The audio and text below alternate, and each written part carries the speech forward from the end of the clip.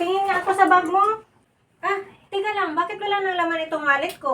Siguro kinuha mo, no? Ale, pinulot ko lang po yan.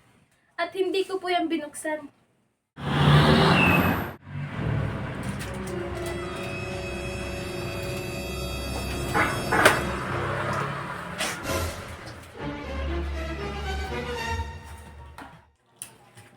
Ali, yung wallet niyo po nalaglag. Ali, yung wallet niyo po nalaglag. Ay, oo nga, akin yan. Ali, ito po. Maraming salamat sa iyo, ha. Siguro kung ibang taong nakakita nito, sigurado ako hindi na ito maibabalik. May laman pa naman tong 1,000 at tig-20. Walang anuman po, Ale. Ginawa ko lang naman po yung tama. Sige po, Ale. Ingatan niyo na lang po yung gamit niyo palagi. Ah, teka lang, miss. Bibigyan kita ng kunting pabuya. Dahil sa katapatan mo.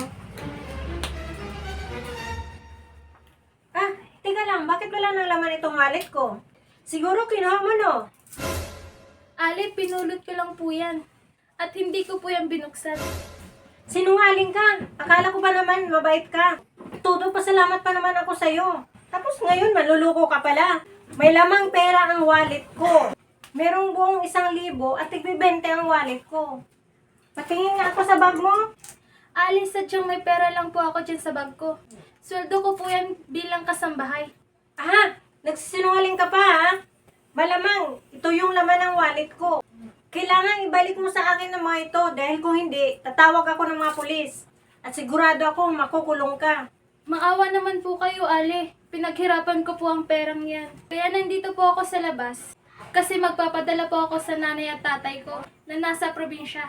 Alam mo, miss, lumang tugtugin na yung mga palusot mo. Sa akin na ang mga pera dito. O kaya ipapakulong na lang kaya kita. Sige po, kung yan po talagang kagustuhan nyo, ang perang ako naman talaga ang naghihirap. Sa inyo na po ang lahat ng yan. Ah, miss, sa'yo talaga ang pera na yan.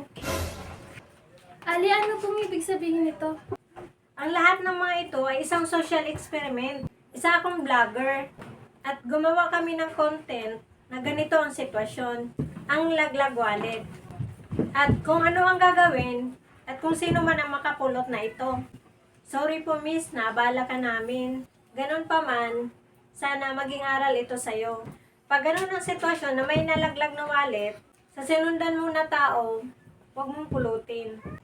Sa halip, tawagin mo na lang yung may-ari at ipaalam sa kanya. Pag ito kasi ang hinawakan mo, may posibilidad na pagbibintangan ka. Kahit ikaw na yung nagmamagandang loob. Salamat po, magsisilbing aral po ito sa akin. Lagi nating tandaan, walang manluloko kapag walang nagpapaloko.